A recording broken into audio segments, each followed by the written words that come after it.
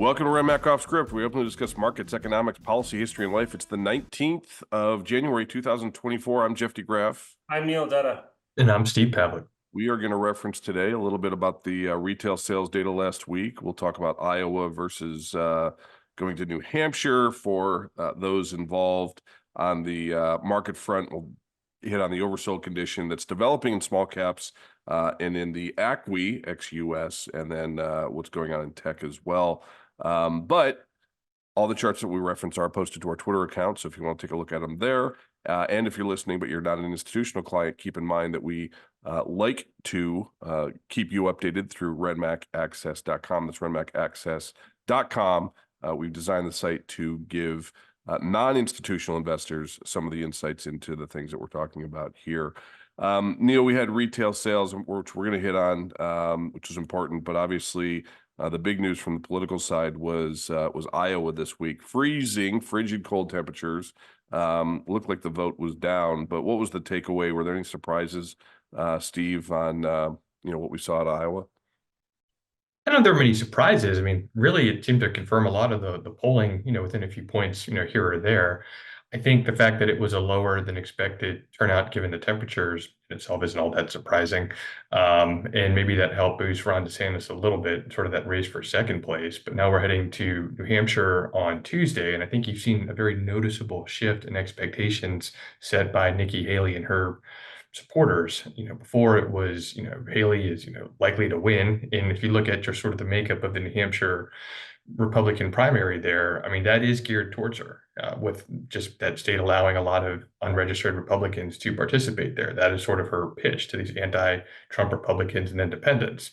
So if she can't win there, it's not really clear where else she's going to win. And that's really bad because that includes her home state of South Carolina, which is February 24th, I believe. So that doesn't leave a lot of time ahead of the March 5th Super Tuesday primary contest that award most of the delegates.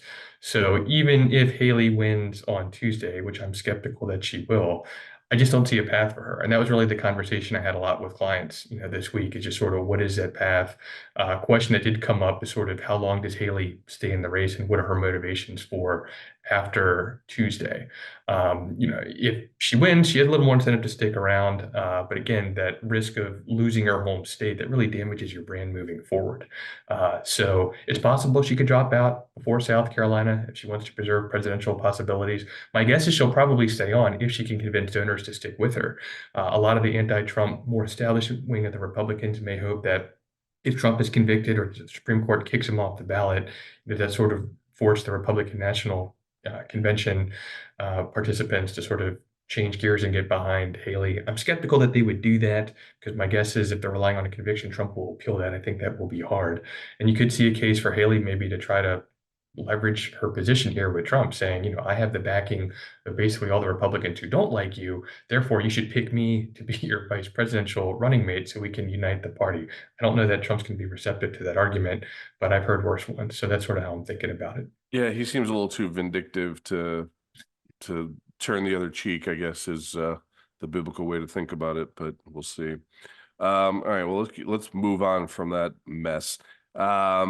Neil, what was the week like for you? You had retail sales. Looked like the housing data was pretty good. What was your main takeaway there? Yeah, I mean, the housing market's definitely improving. I mean, clearly single-family residential real estate's doing better. I think single-family residential building permits have been climbing now for the better part of the last year, basically month in and month out. And those were December data points, right? So just to be clear, as rates were coming down, obviously that was very stimulative to that. Yeah, that's correct. But keep in mind that we did get home builder sentiment for January, and that came out better than expected as well. So single family, home builders are feeling better, obviously, because rates are have come down somewhat, and they see a better backdrop for new home sales at the margin. And obviously new home sales represent signed contracts. And so that's why they're considered a leading indicator of activity. So I would suspect that, there's still some upward momentum under residential construction going forward. You see that in things like purchase applications as well. The multifamily sector, by contrast, has been shut down. There's been a big wave of multifamily completions that have come into the market. And, in other words, apartment supply has swelled. And, that might be one reason why, rental inflation is moderating. But, single family, I think, is important, and that's going up. And the other thing I would say is that the consumer is still quite strong. We got retail sales this week. Retail sales were much better than expected. The control group estimate, the control group retail sales number, which, takes out autos, building materials, gasoline stations, that came out 4 times better than expected. So the market was looking for 0.2 and we got 0.8. Now there might be some seasonality around that. Maybe the seasonal factor is kind of juicing that number a little bit. But at the end of the day, I mean, consumer spending is running at a reasonably healthy pace. And you'd expect that to continue because real incomes are still growing. And so, yeah, I mean, now we can talk about what that means for the Fed. I think people are kind of conflating two things right now, right? There's the debate around when the Fed starts to cut, and then there's the debate around how much they cut once they start. And my sense is that inflation is slowing faster than they think. And as they revise down those estimates for inflation, they'll have to cut, and I think that happens in March. The markets are around 50-50 for that proposition. Let's just wait and see how the inflation data shake out over the next couple of weeks. We do get PCE, and then we'll get CPI. But in terms of the how much, for all the reasons I mentioned with respect to housing, retail sales, I mean, there's really not much the Fed should do, frankly. I mean, you can't, 6 is a weird number, right? I mean, because it's not enough to stop a recession, but it's too many if the economy's fine. So Right. the bond market, I think, is mispriced, but I think it's ultimately, pricing in too many. Would you say, I mean, it feels like the conversations I had that the consensus, and that might be too strong of a word, but kind of the tilt or leaning is that the contraction that we're seeing in inflation is just transitory, and we're going to have, another kind of inflation surge, whether it's the back half of this year. In other words, they haven't slayed the dragon. What they thought was transitory at the beginning, obviously looks like it may in fact have been transitory, just took them longer to transition that. But that, inflation is just lurking in the shadows waiting to come back. Is that the sense when you talk to people from the economic standpoint? Do you get that sense that that's what people are looking at? Well, that's sort of the team transitory argument. I mean, right? I mean, that it's all just a supply chain driven event, right? And so now I did think Christopher Waller's comments on the issue were quite interesting. So he basically took the team transitory people to the woodshed this week. And he basically said, pull up Fred, which is the Federal Reserve Economic Database, take a log of CPI. It's not back to where it should be. So if it was all supply driven, wouldn't have already been come back. I mean, he made that point. I thought it was kind of an amusing way of discussing it. But look, I mean, I think the Fed can only fight one battle at a time. So maybe it's a risk that things pick back up again, but between now and then, the inflation data are pointing lower. I mean, and so I think that what is the Fed going to do? Can in their framework, by holding rates steady, given the coming inflation data, they're basically tolerating a surge in real interest rates, meaning a very rapid tightening of monetary conditions. I don't think they want to do that. And so I don't know whether that's right or wrong. I mean, there is a debate over whether you should look at realized inflation or expected inflation. But in either case, I mean, expected inflation is coming down also. But, I would just say that in December, used car prices rose. That is highly unlikely to continue. The BLS just released their new tenant rent index. It's down about 4.5% against last year. That's probably overstating what will happen in the housing rent data and the CPI and PCE, but it does tell you about the direction of travel, which is lower. So, I mean, I think it would be optically very bizarre, right? I mean, if the Fed was revising down their inflation numbers and saying, well, we're just going to leave rates here. I mean, I don't know. It seems kind of a difficult thing to communicate. So, I think 3, maybe 4 cuts is probably what we're going to get. Now, this has pushed the yield curve into a more negative position here with this backup in the 10-year yield. So that'll be interesting to see. Clearly, that's some indication of tightness on that side of the ball. But we're not seeing it in triple B spreads. We're not seeing it in a lot of the other indicators that we look at. One thing, from a market perspective that you want to see, right, to make sure that we're in a good environment for equities, particularly around the last Fed rate cut and the last Fed rate hike and the first Fed rate cut, which obviously the last one was back in July, and the first one appears to be sometime late first quarter, maybe early second quarter here in 2024. One of the things that you want to see for a good market outcome is the relative performance of materials to be softer. And we have seen that particularly in the last few weeks here. Some of that with the backup in rates that we've seen. And again, I think the 10-year yield, which is causing a little bit of nervousness on the part of market players. Keep in mind, I mean, when we started the year, we were extremely oversold in the 10-year yield. We had knocked, roughly 100 basis points plus off of the 10-year in a very, very short period of time. That did help stimulate the equity market rally. So looking for some type of bounce, some type of oversold bounce in yields certainly was not out of the realm of possibility. In fact, I would say it was more in the realm of probability than anything else. We've seen that, but there's been nothing about this rise in rates that we're seeing that looks to have the same kind of vigor that you would normally equate to some type of problem, or maybe even more importantly, equate to a meaningful oversold condition in an uptrend. In other words, just a correction that's going to go back and follow trend. In that case, that would be yields moving higher. So we're not seeing that, which I think is good news. That puts the cap on the 10-year somewhere around 430 in our mind. Maybe it's as high as 450, but I think that is a longer putt than 430. But the weakness in materials is the point here, which is good news, not bad news, because historically, when you have a good outcome for equities for the year around the Fed rate cuts, materials will continue to contract and on a relative basis actually be weaker. A couple things just, from the global perspective and some observations. The ACWI, which is the all-world index, ex-US, is now oversold after having broke out. It is a positive trend. It looks good. We talked about this on CNBC yesterday. Small cap names have corrected.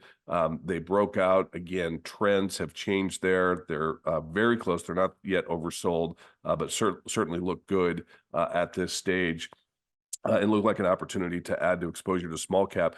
Keep in mind that our market cycle clock, even if we transition out and have a little bit better growth prospects at some point in 2024, we're still in a very, very good spot for the small cap index and actually improve in that outlook as growth starts to improve. Not too hot, but kind of that Goldilocks scenario. So that's certainly something that we're watching. I really like the fact that the flows, when we look at the ETF flows, we're not seeing really this exploitation of small caps. People are not running or hadn't run hand over fist to gain exposure there. They're really kind of just looking at the strength as indifference. That's what you want to see. We like to see these burgeoning trends develop with skepticism, without a lot of enthusiasm. That's how you have the endurance. So good news there. And the other thing I would just add for this week was financials. The financial sector for the Russell 1000 equal weight became leadership this week in terms of our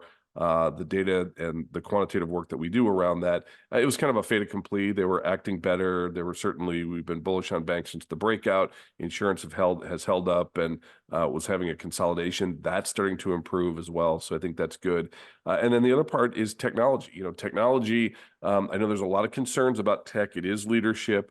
We'll see how it does. There's a lot of enthusiasm there. So I think that will become an Achilles heel at some point in 2024 for a correction. But keep in mind that we had relative strength, new highs, 52-week highs in Apple most recently, in NVIDIA, Taiwan Semi broke out. All of that looks pretty good to us. So certainly tech is still holding up from a leadership perspective.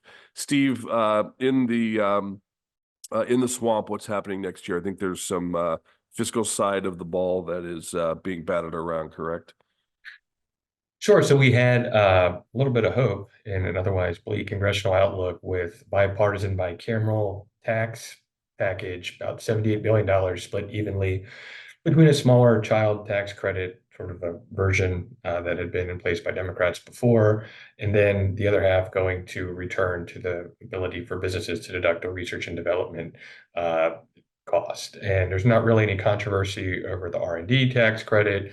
Both sides aren't really necessarily thrilled with the current CTC proposal. The far left saying it doesn't go far enough, the far right saying it goes too far. That shouldn't be shocking.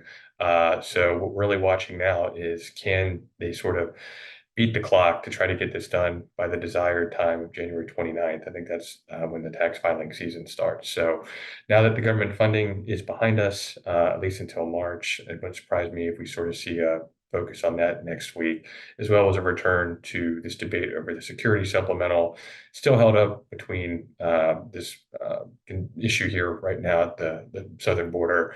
Looks like the White House and the Senate are trying to jam House Speaker Mike Johnson on this issue. Keep in mind, too, just relating this back to where we began the conversation with New Hampshire, if Trump wins on Tuesday, which odds suggest he probably is likely to do, at that point, his path is clearly clear. And at that point, if he starts to weigh in on the border deal, that could make a very reluctant House to decide to take up the Senate compromise, assume one materializes. Yeah, that's a good point. So as his path becomes more clear and he starts checking boxes at these primaries, knowing him, he's going to start to become a lot more vocal about what happens, and the House particularly probably starts to align themselves more with his outlook for policy legislation. I mean, they don't want to fight it, right? If the He becomes the de big guy's facto coming leader of back, the Republican Party once he gets the right? And just sort of to add to that, I mean, next week there's another GOP House retirement. So there's going to be the smallest majority in the history of the 435 member body, down to I think it's 217 for Republicans to 213 for Democrat sides. Ties don't advance. So Johnson can only afford to lose 2 votes. And then also, again, to your point, the House districts are largely gerrymandered, which means, that's why you sort of see the incentives aligning more with Trump and to get behind him, maybe more so than the Senate. And I think just from Trump's standpoint, the border issue benefits him. I mean, Biden's talking about returning a lot of the Trump border policies, which was something he was reluctant to do, but now that's the least bad option politically for him, given just the absence of a border, given the surge of people that we're seeing down there. And I think from Trump's perspective, he's saying, why do we want to remove this political liability from my opponent ahead of the election? Mess. Neil, what's on the economic docket next week? Well, next week we are going to get the fourth quarter GDP print, the first release of that. The market's looking for 2% growth. Some of the tracking estimates are a little bit higher than that, but remember that's coming after a very, very strong third quarter. So you basically average out the back half of 2023. You're talking about something like 3.5% annualized growth, which is pretty good. And that will be more or less it. We do get the early cut of the PMIs, and then core PCE is coming out at the end of the week, and the markets are looking for 0.2, but it's a soft 0.2, and I think that just reinforces this momentum behind the weaker inflation story. Yeah, well, keep in mind from a market perspective, we still have resistance at 48.18. We did get the escape velocity and thrust, and we're in an uptrend, so that resistance is likely to be overcome. We do think that happens in the first quarter, so no big surprise there. 46.84 is support on the S&P, and as I mentioned, the 10-year yield 430 would be resistance, with support down at the lows that we saw at the end of last year. Well, join us again next week. We'll be 1 week older, 1 week wiser. Don't forget to follow us on Twitter, and if you like what you're hearing, make sure that you give us a thumbs up on the reviews. It certainly helps. And if you'd like some deeper insight, join us at RenMacAccess.com. Until then, I'm Jeff DeGraff. I'm Neil Dutta. And I'm Steve Pavlik. We'll see you.